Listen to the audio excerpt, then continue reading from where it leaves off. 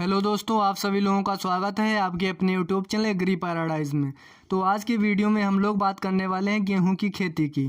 ठीक है दोस्तों, अगर हम गेहूं की खेती के बारे में बात करें तो विश्व की धान्य फसलों में से गेहूं को महत्वपूर्ण स्थान मिला है पूरे विश्व में। ठीक है, अगर हम क्षेत्रफल की दृष्टि से देखें, ये भी इम्पॉर्टेंट है। तो दोस्तों, धान के बाद में गेहूँ का नाम आता है, मोस्ट इंपॉर्टेंट याद रखना। ठीक है, तो ये दोस्तों हमारा पार्ट 4 और भाग 1 है। ऐसे वीडियो आप लोगों को लगातार मिलते रहेंगे और डेली का डेली आप लोग अपना टारगेट पूरा करते रहिएगा दोस्तों।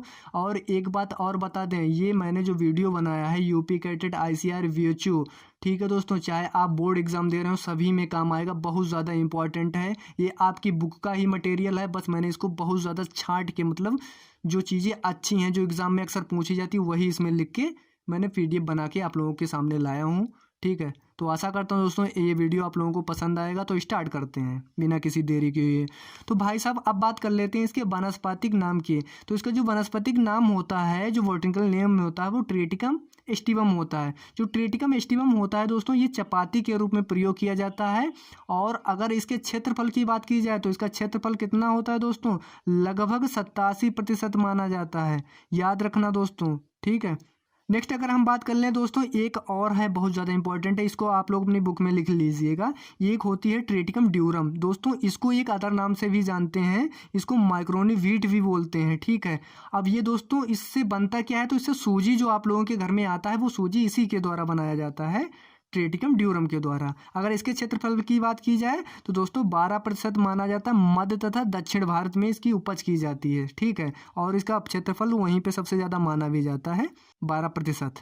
अगर हम दोस्तों इसके कुल की बात करें तो इसका जो कुल होता है वो फैमिली मतलब पोएसी मानी जाती है भाई साहब। और अगर ओल्ड फैमिली आप लोगों से पूछ दी जाए तो ग्रेमनी होती है। घास कुल के जितने भी पौधे होंगे वो ग्रेमनी कुल में आएंगे, ये याद रखना। ठीक है, नया नाम पोएसी है, पुराना ग्रेमनी। तो अगर हम इसकी बात करें दोस्तों गुणसूत्रों की, तो 42 होते हैं और इसकी उत्पत्ति दक्षिणी पश्चिमी एशिया से हुई है। अब ये यहाँ पे लिखा हुआ है प्रस्तावना, ये ज़्यादा इंपॉर्टेंट है, यहाँ से क्वेश्चन पूछ लिया जाता है। अगर हम गेहूं में प्रोटीन की बात करें तो 11.8% पाई जाती है, अगर लगभग में आ जाता है तो 12%। ठीक है, अगर कार्बोहाइड्रेट की बात की जाए तो 71.2% दोस्तों, और वसा की बात करें तो 1.5% पाई जाती है। किसमें, गेहूं में ये सब पाया जा रहा है। ओके, अब नेक्स्ट पॉइंट की बात कर लेते हैं। अनाज की फसलों का राजा भारत की दूसरी सबसे महत्वपूर्ण फसल है।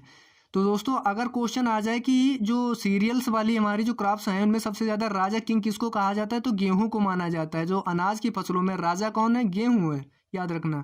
भारत की दूसरी सबसे महत्वपूर्ण फसल है, सबसे पहली कौन सी है, धान की, और दूसरी कौन सी है, गेहूं की। आशा करता हूँ समझ में आया होगा। नेक्स्ट बात कर लेते हैं हरित क्रांति, ग्रीन रिवोल्यूशन में सबसे अधिक योगदान रहा है। जब दोस्तों ग्रीन रिवोल्यूशन आया था उस टाइम पे सबसे ज़्यादा योगदान जिस फसल का रहा था वो हमारी गेहूं की फसल का सबसे ज़्यादा रहा था। और याद रखना, जो ग्रीन रिवोल्यूशन की जो स्टार्टिंग हुई थी सबसे ज़्यादा दोस्तों जो प्रयोग में लाया गया था वो हमारा पंजाब का सेक्टर, जो पंजाब का इलाका है दोस्तों, वहाँ से स्टार्टिंग हुई थी किसकी, ग्रीन रिवोल्यूशन की। अब दोस्तों बात कर लेते हैं नेक्स्ट पॉइंट की। तो गेहूं में प्रोटीन कौन सी पाई जाती है, ग्लूटेन प्रोटीन पाई जाती है, जिसका नाम दोस्तों ग्लूटेन प्रोटीन है। ये दोस्तों क्या करती है, रोटी को फुलाने का काम करती है, जिस कारण रोटी फूलती है वो ग्लूटेन प्रोटीन के कारण फूल जाती है।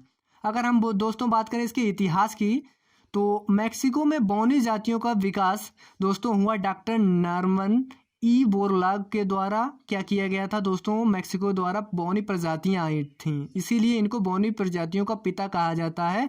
मोस्ट इंपॉर्टेंट क्वेश्चन तुमसे यूपी कैटेट या ICAR VHU में पूछा जाएगा कि बौनी प्रजातियों के पिता किसे कहा जाता है, तो डॉक्टर नॉर्मन ई बोरलाग को कहा जाता है। ओके दोस्तों, इन्होंने अनुसंधान में काम किया, तो उसके द्वारा इन्होंने क्या क्या किया, इन्होंने एक जीनी मतलब सिंगल जीन वाली वैरायटीज़ को उत्पन्न किया, और दोस्तों डबल जीन वाली मतलब द्विजीनी, ट्रिपल जीन वाली वैरायटीज़ को उत्पन्न किया, तो उनको क्या बोलेंगे, त्रिजीनी। ठीक है, ये दोस्तों आप लोगों को समझ में आया होगा। इन्होंने किस किस वैरायटी पे काम किया था ये आप लोगों को बहुत ज़्यादा इंपॉर्टेंट है। गेहूं की जो बौनी प्रजातियां थी इसमें लरमा राजो एक थी, सोनारो 63 थी, सोनारो 64, और दोस्तों एक है यस 227।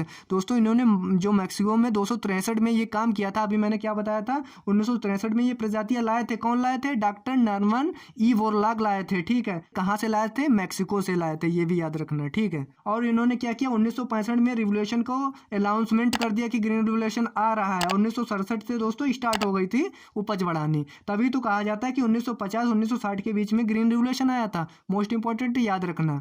1965 में इन्होंने परीक्षण किया था, मतलब अनाउंस कर दिया था, 1967 में ले आए थे। इसीलिए इनको पिता कहा जाता है। किसका पिता कहा जाता है? बोनी जातियों को पिता किसे कहा जाता है? डॉक्टर नॉर्मन ई बोरलॉग को कहा जाता है। मोस्ट इंपॉर्टेंट है।